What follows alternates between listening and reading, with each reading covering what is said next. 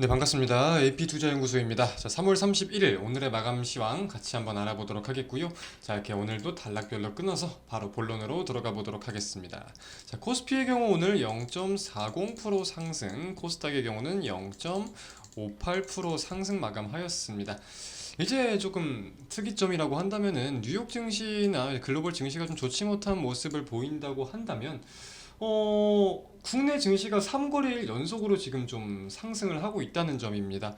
이제 수급적인 내용을 보자면 코스피는 외국인이 1,700억가량 매도, 기관이 1,900억가량 매수, 코스닥은 외국인 기관 모두 이렇게 1,330억, 3억가량 순매수를 진행하면서 오늘 장이 마감이 되었는데, 자, 수급적인 부분에 대해서 먼저 말씀을 좀 드려볼게요. 2월 달부터 해가지고 외국인이 총 매도를 한 금액이 6조 가량이 됩니다. 6조 가량.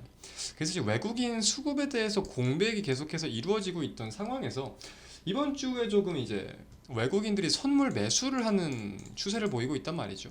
거기에 대해서 현물도 꾸준히 매도만 해왔다면 이렇게 좀 매수를 하는 흐름들도 보이고 있고, 외국인의 매수세가 점차 지금 늘어나는 거에 대해서 이제 아무래도 공백이 비었던 수급 자리를 조금씩 채워주는 부분이 있다 보니까 지수가 거기에 대해서 좀 지수의 하락을 좀 막고 있는 것이 아닐까라고 생각을 하고 있습니다. 저 같은 경우는.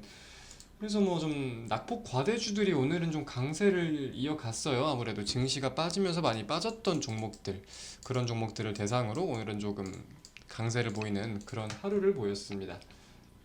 이제 지수의 움직임 조금 살펴보고 가자면은, 이제 어제 코스피의 경우는 이제 해당 선에 대해서 말씀을 드리면서 이제 20선 여부를 좀 지켜보자 말씀을 드렸는데, 좀 좋은 양봉을 일단 띄었어요. 좋은 모습을 보이고, 이제 이런 선도 다시금 돌파를 해주면서 20선도 지켜주는 그런 모습을 보였습니다.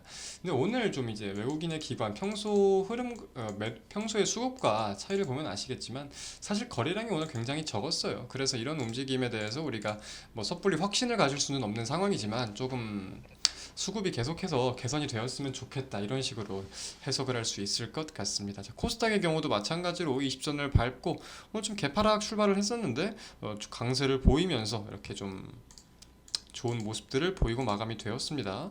선을 마찬가지로 그어보자면 이건 이런 자리에 똑같이 선을 그어볼 수 있고, 기존적으로 이제 이 자리에 대해서 돌파 여부, 지지 여부에 대해서 생각을 할 때가 저희가 있었잖아요. 그때에 비해 이때가 지금 914포인트 정도인데 30%가량 지금 저점을 계속 올리면서 사실 좋은 모습을 계속 보이고 있는 게 사실입니다.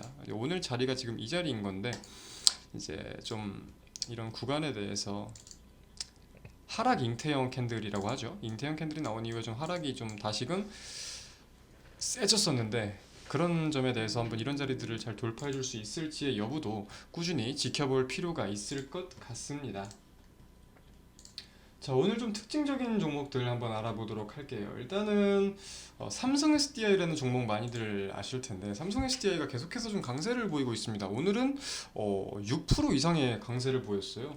자동차 업체 자체의 생산 차질은 좀 존재가 했지만 삼성 SDI의 주요 고객으로의 공급은 안정적으로 진행이 되었다. 그러니까 자동차 업체 자체 차질은 불가피하게 피해를 좀 받아가겠지만, 삼성 SDI의 경우는 주요 업체 좀 고객들로부터의 매출이 끊이지 않는 점에 대해서 저평가 매력을 받는 거에 대해서 이제 1분기 매출액이 영업이익이 이제 116% 늘어날 전망이라고 하네요. 거기에 대해서 좀 계속해서 강세를 보이고 있는 종목이 삼성 SDI라는 종목이고요. 자동차 손해율 개선 기대감에 좀 보험 업종들이 강세를 보였습니다. 뭐 한화손해보험, 뭐 현대해상, 그리고 또 뭐 DB손해보험, 이런 종목들이 오늘 좀 강세를 보였고요. DB손해보험 같은 경우는 또 강세를 보였습니다. 그렇지, 5G 관련된 종목들 있잖아요. 이제 흔히 통신 장빙주들이 계속해서 좀 강세를 보이고 있어요. 아무래도 이제 북미 통신사의 커버리지 확대와 주파수 클렌징에 따른 상용화, 가능 중대역 주파수가 좀 계속해서 확대가 될 거라는 전망이 지금 나오고 있습니다. 그래서 미국발 이슈를 따라서 국내 5G 관련주들이 조금 강세를 보이고 있는데, 관련주라고 하면은 뭐 HFR, 여기 오늘 14% 상승, 서진 시스템 6% 상승, 뭐 KMW 좀 큰 폭으로 다들 강세를 보이고 있죠. 머큐리 이런 종목들도 강세를 보이는데 아직 방금 보여드린 종목처럼 부각을 많이 받는 종목은 아니지만 이런 종목도 좀 흐름이 괜찮지 않겠나, 차트가 좀 이쁘지 않나 사실 생각을 해볼 수는 있을 것 같아요. 그리고 뭐 이제 지금 쌍용 관련된 종목들 있잖아요. 에디슨 EV가 거래 정지를 당하고 나서 이제 좀 많은 종목들이 이제 좀 쌍용 인수전에 다시금 참여를 하려고 하는 그런 시간을 보내고 있습니다. 그래서 뭐 많이들 알고 계시는 남선 알미늄이 계속해서 강세를 보이고 있는데, 시간의 경우가 남선 알미늄이 시간의 하한가를 기록하고 있죠. 또 반대로 뭐 광림 이런 종목이 지금 시간의 상한가를 기록하고 있고, 광림은 오늘 좀 강세를 좀 보였던 종목이기도 합니다. 이제 쌍용 관련주도 근데 이런 건 변동성이 굉장히 클 수 있기 때문에 늘 모든 변동성을 감안을 하고 좀 임하실 거면 임을 해야 된다, 이렇게 말씀을 드릴 수 있을 것 같습니다.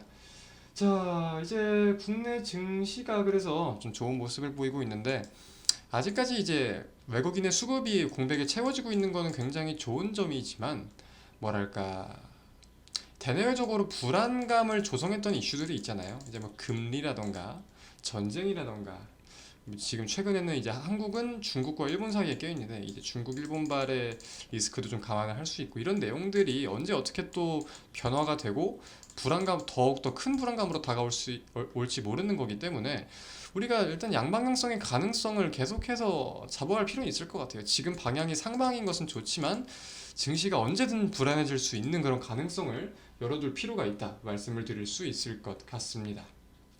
이제 또 정책주 랠리가 계속해서 돌고 있어요. 정책주 랠리가 계속해서 돌고 있는데, 이제 윤석열 당선인이 오늘 기업과 청년들에게 좀 많은 기회를 제공하겠다, 이런 언급을 한 바가 있습니다.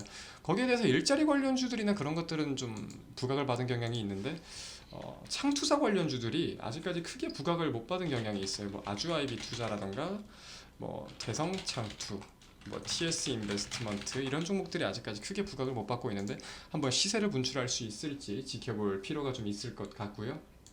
그리고 이제 실적 시즌입니다. 이제 1월부터 3월까지가 1분기 실적 시즌이죠. 그에 따라서 이제 1분기 실적을 발표해야 되는데, 이제 외국인 수급과도 좀 연관을 지어볼 수가 있을 것 같아요. 아무래도 실적 장세에서 이런 불안감을 이겨낼 수 있는 요소 중에 실적이라는 요소, 실적이 잘 나와야 됩니다. 쉽게 말씀을 드리면 거기에 따른 투자 심리 개선이나 좀 강세를 보일 수 있는 종목들도 한번 탐구해 볼 필요가 있을 것 같고, 오늘 마감 시황 영상은 여기서 마치도록 하겠습니다. 감사합니다.